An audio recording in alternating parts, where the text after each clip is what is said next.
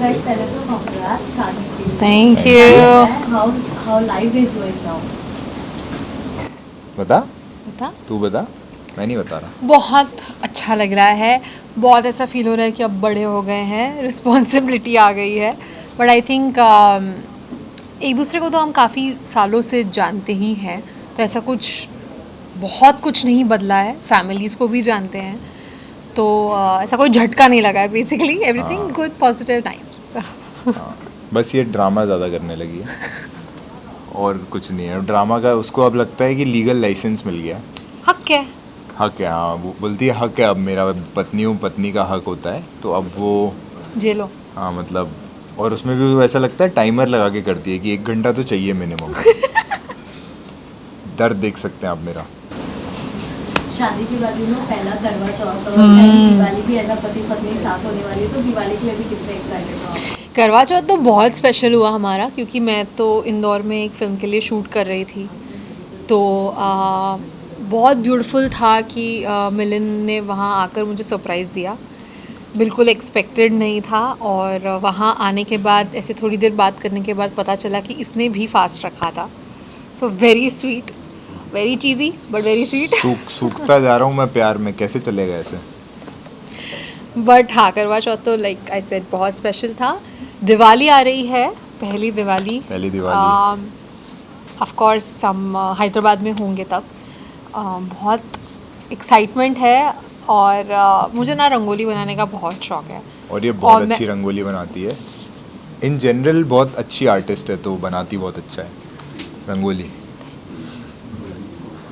But anyway, तो मैं excited हूँ कि इस बार मैंने जो सोचा है ऐसा डिज़ाइन होना चाहिए, ऐसा दूल्हा दुल्हन और समथिंग. तो एक्सपेरिमेंट तो बहुत होने वाले इस दिवाली. नाइस, या ट्रू. आपको हमने देखा हुआ था बचपन में, जिस तरीके से आपने आनंदित भी किया था. बालिका वजू में आपकी शादी हो गई थी और जैसे आप इमोशनल हुई थी, चावल फेंकती थी, वो शादी का पूरा प्रोसेस पूरा रिमाइंड हुआ आपके असली शादी में.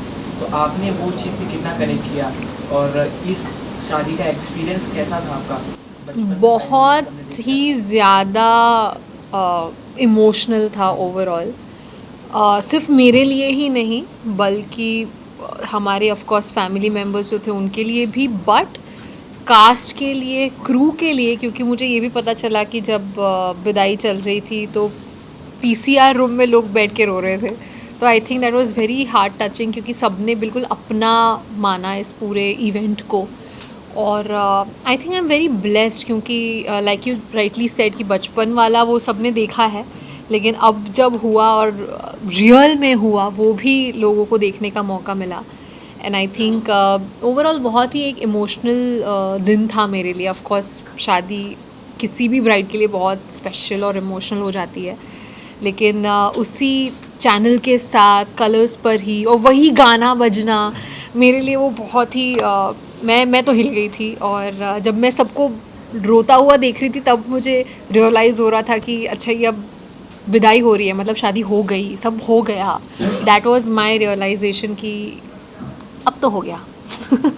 और उन्होंने काफ़ी कोशिश करी कि जो शादी के रिचुअल्स होते हैं उनको एकदम ऑनेस्ट रखें, एकदम टू द कोर रखें. तो जब वो इतना ऑनेस्टली सब एग्जीक्यूट हो रहा था ना, तो इमोशंस बहुत हाई हो रहे थे. बिकॉज क्या आजकल एनीवे शादी किसी की भी होती है, कैमरास तो होते ही है ना, तो there was nothing different. In fact families और एक्स्ट्रा ऐड हो गई थी. लोगों की एक फैमिली होती है, लड़के वालों की, लड़कों वालों की. हमारे में पति पत्नी पंगा फैमिली भी ऐड हो गई थी. Correct. आप लोग भी ऐड हो गए थे, बहुत सारे लोग ऐड हो गए थे, राइट. और बहुत स्पेशल मोमेंट्स हो गए थे लोगों के साथ, जैसे कि मुनव्वर, कृष्णा, अभिनव और गुरमीत के साथ मेरी एंट्री होना. वो भी मुझे वहाँ जाके मैंने देखा कि वो फूल की चादर के साथ ये 4 लोग हैं. I was just so happy, क्योंकि मुनव्वर ने आई डोंट थिंक शायद अपनी लाइफ में ये किसी के लिए किया है. कृष्णा जी ने मुझे बताया कि उन्होंने ये आरती के लिए किया था, अपनी बहन के लिए, और फिर वो मेरे लिए करे, तो उनके लिए भी ये बहुत स्पेशल था. तो आई थिंक ऐसे जो कुछ कुछ मोमेंट्स हुए बाकी सबके साथ. फिर जूता चुराई जो हुई हीना और ईशा ने जो की, आई थिंक मेरी लाइफ में उनको वो हक मिल चुका है कि वो ये कर सकते हैं. So I think it's just so beautiful to see कि हमने बहुत सारे रिश्ते बना लिए शो के द्वारा and it was just so beautiful to see everybody be involve. Sudesh ji क्या नाचे हैं बारात में. True. It was just amazing to see all of this. हाँ मतलब जब तक हुआ नहीं था तब तक ये फियर था कि शूट की तरह ना हो शादी. हाँ. बट जब हो रहा था, जब उसकी एंट्री हुई और जिस तरह से मैं रोया 2 बार क्योंकि 2 बार एंट्री शूट हुई बट मैं दोनों बार उसको देख के रोया. और जब जूते चुराए हुए तब भी रोया कि पैसे जाने वाले हैं. बट इवन विदाई के time so I think through the पूरा इवेंट आई थिंक बहुत सारे रॉ इमोशंस थे. सारे के सारे एक्टर्स, एक्ट्रेसेस, कास्ट, क्रू सब रॉ फील कर रहे थे एकदम. सब अपनी शादी याद कर रहे थे, अपनी विदाई याद कर रहे थे. सोनाली मैम जो रोते हुए वॉक करके इसको आके हक किया, गीता ने जो रोते हुए आके हक किया, जो अभिषेक और बाकी गुरमीत भाई इन लोगों ने आके मुझे हक किया रोते हुए, वो बहुत it felt so real. And I know बहुत हार्ड होता है ऑडियंस के लिए बिलीव कर पाना, राइट, कि ये एक रियल शादी थी और इसको बिकॉज एट रियल द तरीके एंड से of the day execute people किया. विल थिंक कि है तो शूट. हाँ, मतलब it's very But- hard to believe the Yeah. Realness of it. But वो इतना रियल था मोमेंट. जब कन्यादान Beautiful. हो रहा था, जब कोई फेरे हो रहे थे, there were so many moments when we realised कि ये कितना इम्पोर्टेंट होता है, ये कितना और रियल हो रहा है. पंडित जी जो है वो भी एक फैमिली पंडित हैं हमारे, तो वो भी देख रहे थे और उनकी आंखों में भी वो दिख रहा था कि ये शूट पे है लेकिन ये है तो रियल. पंडित जी को मैं बोलना चाहूँगा, उन्होंने मेरे से 1,11,000 की जगह 11,11,000 निकलवाने की कोशिश करी. मैं कहना चाहूँगा पंडित जी गलत बात है. जैसे आपने भी कहा कि ये शूट था, लोगों को रियल नहीं लग रहा था बट ये रियल है. कैसे ये पॉसिबल हुआ था वो जानना चाहिए कि आप लोगों ने कैसे हाँ किया पति पत्नी और कौन के सेट पे शादी करनी. हमारी शादी वैसे भी इस साल प्लान्ड थी, हम हाँ. करने ही वाले थे. हमारी एंगेजमेंट 2-3 साल पहले हो चुकी थी और हमारी शादी इस साल प्लान्ड थी. और जैसे ही हमें ये शो ऑफ़र हुआ, वी रियलाइज्ड कि you know it would be really interesting कि लोगों को, क्योंकि उन्होंने मेरी जर्नी बचपन से ही देखी है, उनके सामने ही मैं बड़ी हुई हूँ, तो मेरी लाइफ का एक इतना इम्पॉर्टेंट स्टेप मैं लेने जा रही हूँ और उसमें मैं चाहती थी कि मैं अपने व्यूअर्स को इंक्लूड करूँ. And I think it was a very smart decision colours की तरफ से और जियो हॉटस्टार की तरफ से कि हम ये शो पर करें.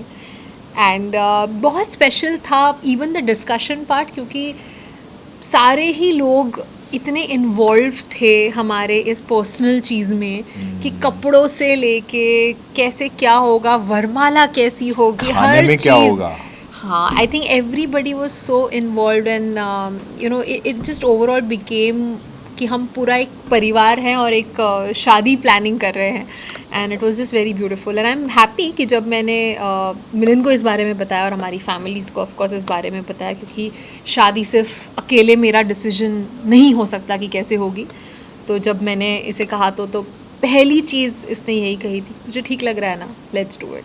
आई थिंक इसका जो सपोर्ट हमेशा रहा है मेरे लिए और मेरे डिसीजंस के लिए, वो बहुत ही मुझे इनकरेज करता है to do better in life. And I think इसने ये बात समझी कि मैं क्यों ऑडियंस को इन्वॉल्व करना चाहती हूँ, मैं क्यों मुझसे जुड़े हुए इतने लोग हैं जो यू नो बचपन से ही मुझे इतना प्यार करते थे कि अब भी आज भी एयरपोर्ट पे मेरे साथ ये हुआ, एक आंटी ने आके बस मेरे आके गाल खींचा है. वो अपना समझते हैं मुझे. And I think it was just one opportunity and one of the biggest opportunities for me to involve my audience and my family to something so personal. हाँ. अभी तक यू नो आपके ब्राइडल लुक के ऊपर social media पे काफ़ी कुछ reaction आया था कि अरे इतनी हैवी ज्वेलरी, हैवी आउटफिट. जैसे मिलिंद ने बहुत प्यार से रिप्लाई किया था कि जब मैंने अविका को देखा मैं इमोशनल हो गया, मेरे लिए लुक से ज़्यादा यू नो वो इमोशन इम्पॉर्टेंट था. But we want to know your reaction. I think the bride has the right to dream about that day, dream about एक शादी कैसी होगी, क्या होगा, लुक कैसा होगा. एंड आई थिंक मेरे जो ड्रीम्स थे इतने सालों से, मैं जो चाहती थी कि एक टिपिकल रेड ब्राइड होना, साथ में किस तरीके की ज्वेलरी होगी, क्या मेकअप होगा, हर चीज़ मेरे एक्सपेक्टेशन से और मेरे ड्रीम से कहीं ज़्यादा बेहतर हुआ है. And I am just so proud of my team and my designer and everybody who was involved, क्योंकि वो पहनने के बाद जो वो ट्रायल्स के बाद भी जब मैं अपने आप को मिरर में देखती थी, मैं बिल्कुल रो पड़ती थी कि ये इतना स्पेशल क्यों फील हो रहा है, ये क्या है इसमें ऐसा. एंड आई थिंक वो इमोशन शायद सिर्फ ब्राइड्स ही समझ सकती हैं जब वो उस जोड़े में होती हैं. तो I think to each its own. शायद किसी को पसंद आया, किसी को ना पसंद आया. God bless you all. I would say choose kindness. But मतलब मेरा जो कमेंट की बात कर रहे हैं आप, उस पोस्ट और इन जनरल जिसने भी उस चीज़ को पिकअप किया, उस पे हज़ारों लोगों ने अपने आप ही जस्टिफाई किया था कि ब्राइड का राइट होता है. एंड अविका सबसे ट्रेडिशनल ब्राइड बन के आई थी कि हम आज की डेट में हर चीज़ को मॉडर्न करते जा रहे हैं, राइट, कि पेस्टल कलर्स और ये और वो तो हम करते तो जा रहे हैं एंड हर चीज़ को और मॉडर्नाइज करते जा रहे हैं. It's okay, but at the end of the day वो अपने रूट्स से स्टिक करना चाह रही थी. वो अपने वो लुक्स रिक्रिएट करना चाह रही थी जो बालिका वधू में थे. और in general she wanted that. No, I think more than recreating anything, it was a personal choice कि वो पीर बिंदी लगाना से लेके क्यों ग्रीन ज्वेलरी थी, क्यों मेरी लाइफ में ग्रीन का इतना इम्पोर्टेंस है, भले ही वो जोड़ा रेड हो. I think there were reasons and very personal emotional thoughts put in कि मुझे क्यों वही लिपस्टिक लगानी थी. Everything was thought through and I think I had the best time of my life wearing that.